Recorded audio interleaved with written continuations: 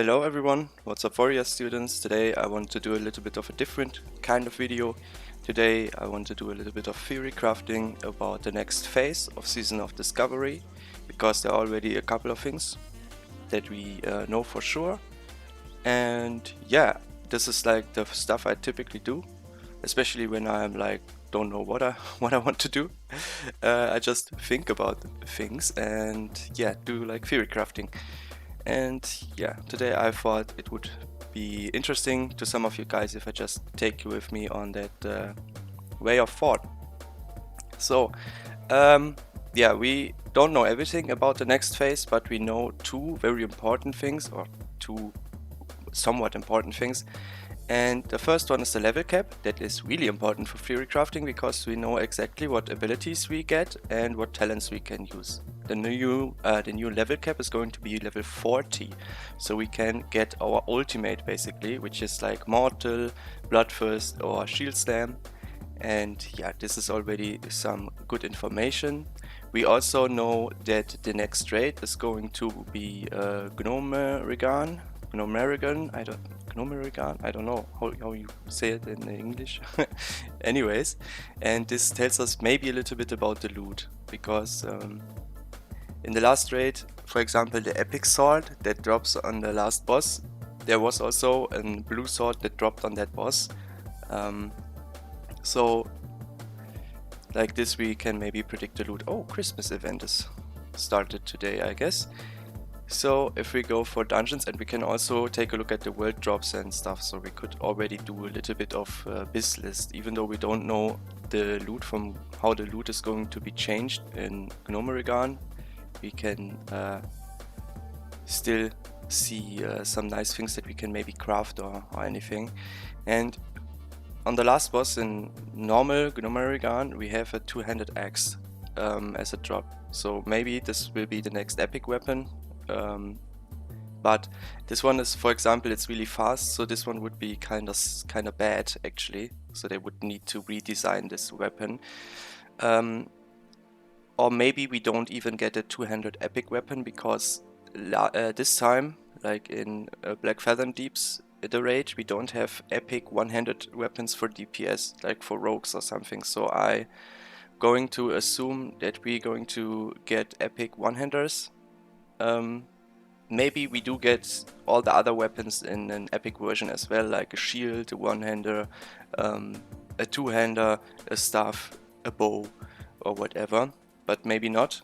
And yeah, two-handed DPS weapon, melee, could be the weapon that is not epic next year, but we will see about that, because I think the best weapon you have available is yeah, a really strong factor in if you want to play two-hand or one-hander. I think the strongest weapon available will dictate what is the best way to play there. For me, it will not really matter. I think I will have multiple warriors, and on my and I will definitely play two-hand on at least one of them, because two-hand is just the way I like it the most. Yeah, because I like less numbers that are more impactful. I think are more exciting to me than a lot of numbers that are less impactful on their own, if that makes sense. So level 40, talents. You could go for arms. The benefit of arms is you have Mortal, which is stronger than Bloodthirst if you use a two-hand, most of the time, not all the time, especially if you're an orc. You increase your attack power by 25% for 12 seconds or 15 seconds or what. And if you have a very fast two-handed weapon, Bloodthirst deals more damage than Mortal. And yeah, so it's not always like this, but especially in the leveling phase, Mortal Strike with a two-hander should always deal more damage than Bloodthirst. So this would be a benefit to have Mortal. One more benefit is that we have Sweeping Strikes. Sweeping Strikes is absolutely insanely strong, like especially in PvP and in Dungeon Slice. So whenever there are like two targets on a boss, I think arms will be the way to go, regardless. And obviously we have the this trinity here of Deep Wounds, Impale and Improved Overpower, 3 talents that are kinda cheap with what with how many talent points you have to spend and what you get out of this, like 20% increased crit damage on your abilities. That is, by the way, is used like multiplicatively, so this is really good. And deep wounds, obviously very strong. Improved overpower, especially with deep wounds, and impale, really valuable. And we have tactical mastery, that is maybe not as good of a talent. That will depend on the runes that we get and the runes that we want to play, but I can already tell that most likely we are going to play flagellation on the chest and consumed by rage on the pants, no matter what. I can't really think of a spell that they could implement that would kick one of those talents out of like the biz lists, because they're just way too strong. Flagellation is just insane in the next phase because we get Berserker Rage. Berserker Rage has only 30 seconds cooldown and Flagellation lasts for 12. So this is already a really high uptime here. And then we also have Blood Rage that we can use. So yeah, really insane. One thing, like if we want to play with Consumed by Rage, Arms has a little bit of a problem because Arms sometimes wants to be in battle stance, I guess, for overpower. If we cannot overpower, the only or if we cannot overpower, we lose a lot of value from the Arms tree. And if we stay in Berserker stance, what we might like, we kind of have to stay in Berserker stance so we get access to Whirlwind and Berserker Rage, because Berserker Rage can only be used in Berserker stance. And if you want to use Flagellation, what is really likely, yeah, you have to go into Berserker stance at least sometimes, and then you have to switch back and forth. And remember, on the pants slot we most likely going to still use Consumed by Rage, and you can't just swap around your stances as you please with Consumed by Rage. You can swap your stances with Consumed by Rage and you can still get up to like the 80 rage before your in rage will fall off, especially if you have good gear. But it's going to be very hard to play, I think. And yeah, so this is one thing that doesn't really feeds into Arms, but doesn't benefit Arms as much. Also, if the best weapon is going to be a mace, we lose 5% crit chance. And if the best weapon is going to be a sword, well, that's not as bad because sword specialization is actually kinda good. But yeah, if it's a mace, then Arms is just not viable, I think. If it's not a mace, we have to see for the runes. Like maybe we get Bladestorm on the pants. In that case, Arms might become viable again. But I have to give it to Fury actually. Even with a two-hand, I think two-handed Fury is going to be really good. Because we will lose Raging Blow on our chest. So we need more buttons that we can press. Like 2 buttons, Mortal Strike and Overpower, or Mortal Strike and Whirlwind, are just not really enough. And with Fury, if we spec for Fury, we can spec into Improved Slam.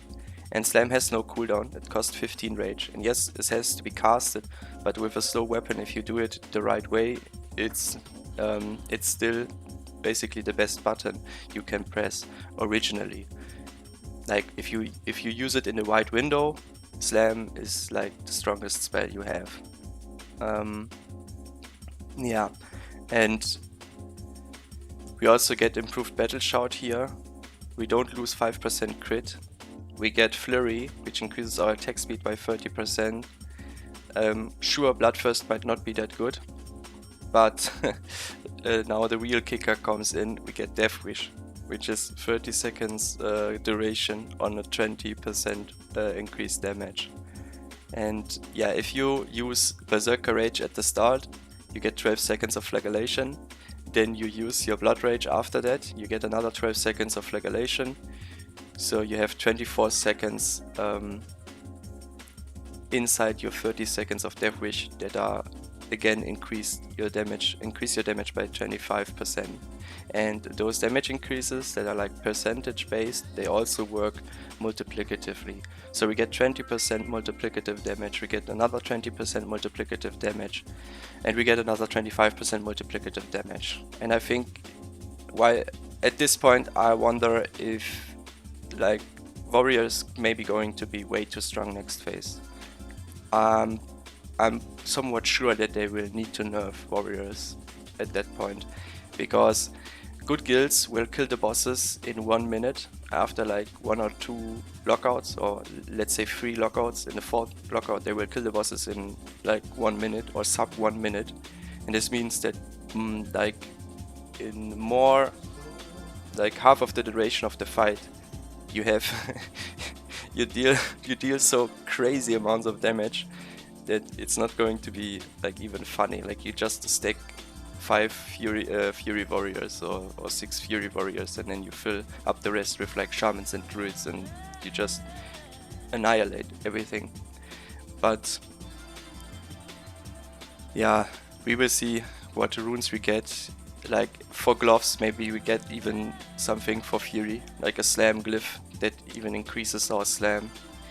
Like in arms, if you want to play arms and you do not want to go in berserker stance all the time, you would rely on quick strike, and quick strike isn't really like all too exciting. But there was a spec like when we hit level 60, there are basically 2 ways you can play a 2-hand DPS, and one way is slam spec. The other spec is without slam, and this is called the hamstring spec, where you, instead of slamming, you spam hamstring to fish for Wind Fury procs. And the hamstring spec is competitive to the slam spec, so they are not really too far. Like the slam spec has a higher skill ceiling, which is the reason why a lot of the time you see slam spec players do not perform as well as hamstring spec players, but slam spec on paper should be better than hamstring spec. But yeah, but this is like one reason why maybe we don't need slam, because hamstring spec is already competitive to the slam spec. And yeah, this would be like one argument for arms, I guess, because maybe you don't need slam, maybe it's enough to spam something else, hamstring, or even better than hamstring, quick strike. So yeah, I can't tell for sure, but I think if we use flagellation and consumed by rage, I'm really sure that Fury is going to be the best spec for 2-hand or for dual wield. And I think that especially on shorter boss fights, it's going to be pretty crazy what you can do. But yeah, it comes down to the runes, I guess. Because Impale is also so strong, and Deep Wounds and Impale is so strong. And you lose that. But you gain 30% attack speed, you gain Death Wish, you gain improved Battle Shout, which is also nice for your group. And you gain basically a smoother gameplay, because you don't need to swap stances. And you free up your gloves rune. So if we get a nice rune for our gloves that is like better than quick strike, maybe an improvement for slam, an improvement for flurry, improvement for death wish, improvement for bloodthirst, something like this, I give it to Fury. Alright, then we can talk a little bit about tanking, I guess. Like, you can reach shield slam, but I don't see this to be necessary, unless obviously we get really strong runes for shield slam.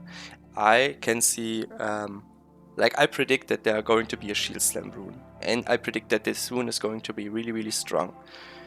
But I don't know if this rune is like about damage or utility, like for PvP or something. But if it's like a glyph that boosts your damage on shield slam in like a ridiculous way, then I can see this spec to be viable, because we get some nice quality here. We get the improved shield block, which makes us really tanky. We get an oh shit button with last stand. We get Defiance, which is like the best threat we can get. We get free rage cost reduction for Thunder Armor, aka Devastate. We get 10% melee damage, that's kind of great. But I don't think it works with all of your abilities. Increase the damage you deal with one-handed weapon, melee weapons. I thought, like, how I remember this talent is that it does not really boosts your overall damage. It only boosts the damage that you deal with, like, weapon attacks. Shield Slam is not a weapon attack.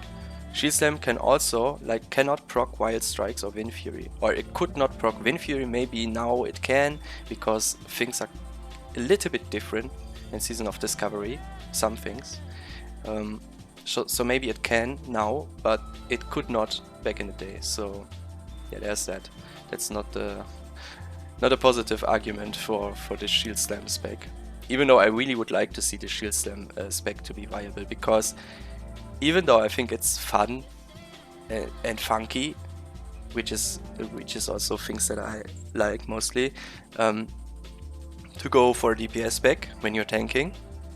But I think it's kind of sad for people that enjoy the traditional way of tanking, that they get, like, cucked out of that, because if they spec for tank, they're just going to be tanky and nothing else, and tankiness is not the thing we need, because yeah, the bosses just don't hit hard enough. So maybe they need to increase how hard the boss hit. So maybe it's not about the runes that we get or the damage we can deal, maybe it's about how hard the bosses will actually hit. Because maybe you actually need those talents to stay alive in like a lot of situations. If you don't need the defensive talents, I think Fury is the way to go, because you get Flurry, you get Bloodthirst, you get Death Wish. I mean, it lowers your armor by 20%, but who cares? And you get Enrage. And this is really important, because Enrage does not stack with Consumed by Rage. So you will free up your pants rune slot with Enrage. And you don't need to go through the hustle of this, like, 80 rage balance thing, which a lot of people don't like. I like it, but I heard from a lot of people that they really hate it. And with Enrage you can get past that, and you even get a 5% on top, because it deals, you get 25% melee damage instead of 20. It's going to have maybe a little bit less of uptime than Consumed by Rage, but it has 5% more melee damage, and you free up your pants slot. So if you get a nice rune for pants for single target, this is really valuable actually. We get 3% like health back whenever we get crit. We can again buff our group. We get Unbridled Wrath. We could also change that, I guess. And we get Cruelty. So there's like a nice way to go, I think. If you don't need the tankiness, this is probably going to be your best setup. Or if they don't add the glyph for Shield Slam, that is like completely broken. And then you have a lot of like hybrid choices for tanking, I think. Like, for example, you could go for an Impale tank build, where you boost like your damage with Impale, and you get Tactical Mastery, so you could swap for certain abilities. For example, for Whirlwind, you still be able to buff your group. You get Impale. This looks a little bit like a dungeon tanking build, to be honest, but it doesn't have sweeping strikes, so maybe not. Yeah, maybe. So we get Impale here, and then we spec like this. So we get a little bit of tankiness, we get Impale, and we get 2% extra crit. This would be like a hybrid build that I could see that balances out tankiness and aggression. But yeah, if you really want to go for the numbers, Death Wish, Bloodthirst, Flurry, and Enrage are going to be so strong next phase, like I predict. And then at last, like, we need more informations to do more theory crafting. Like, we want to know the runes and the loot. But I wanted to show you guys how I'm going to level in dungeons. Like, when the level cap gets raised, I'm going to start like a melee cleave group, and for this I want to be spec'd, I guess, a little bit like this until I reach level 30. When I reach level 30, I want to get sweeping strikes and want to tank with a two-handed weapon. So what can we spec for that? We don't need heroic strike with a two-handed weapon. Deflection is really good with a two-handed weapon. Thunderclap can also be beneficial here. Do we want to stand swap when we have sweeping strikes? I don't think we want to stand swap for the most part. I think we want to use the extra rage we gain from charge for our sweeping strikes, and we want to stay in battle stance, even though that sounds really aggressive and kind of dangerous. I think the healers are going to be fine. If we have more than one warrior in a group, the aggro will be spread a little bit, so you don't get pummeled by all of them, and the mobs will fall so quickly because they will just explode. If you have two warriors with sweeping strikes that charge into a dungeon pack, the dungeon pack lays on the ground in like 5 seconds or so. So the mobs don't really have a chance to deal any damage. They're going to die way too fast. And if you stay in battle stance, you always get 6 extra rage from charge. This is really nice. You will need to get a lot of. You will need to have a lot of rage. Like this build is like really rage hungry because sweeping strikes cost 30 rage. You want to use a lot of cleave in this build. When you reach level 30, you don't have access to whirlwind yet. So your best button is cleave with sweeping strikes, and yeah. So sweeping strikes cost 30, like I said. Cleave costs 20, and the cleave also blocks the rage generated from your next auto attack. So yeah, like I said, really rage hungry, but with Wind Fury it should be smooth to play. And then yeah, as we get further down, now it depends on the weapon we have. Most likely we get Whirlwind Axe by this point. And then yeah, Tactical Mastery. I would like to have 5 points into that as soon as I get level 36. Because I think 36 is the level when you get not sweeping strikes, when you get Whirlwind. And Whirlwind costs 25 rage, so you sometimes want to swap to Berserker Stance and Whirlwind. And you need 5 points to do that, because Whirlwind costs 25, yeah. And with this you keep 25 rage. So at this point, when I have Whirlwind, I don't think I want to Thunderclap ever anymore. So I do not want to waste points into that. Deflection is kinda nice, but the more rage from charge can be good even in that build. So I'm going to stick with the rage from charge. Sweeping strikes, get X specialization, max out 200 X specialization, 200 specialization, and now we can, yeah, the next 2 points are kind of whatever. Anger management, deflection, mortal strike. This would be like my dungeon grind build when I'm done leveling. When I reach level 40, my build should look like this.